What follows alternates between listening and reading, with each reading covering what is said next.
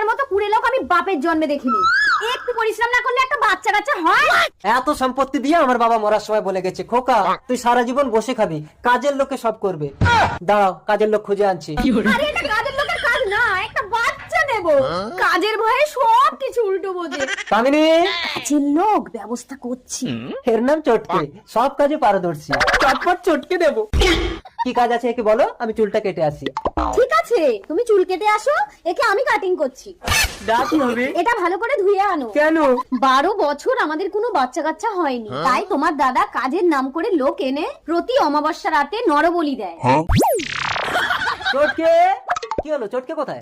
আর বলো না, তোমার চটকেই দাটা চেয়েছিল, দিতে একটু দেরি হলো বলে রেগে বেরিয়ে গেল। কি বলছো? চটকে দা দাওনি? দা নিয়ে কি করবে তার ঠিক নেই। দেখি দাদা কোন দিকে গেল। ওই দিকে। চটকে এবার ফটকে যাবে। চটকে, এদিকে শোন।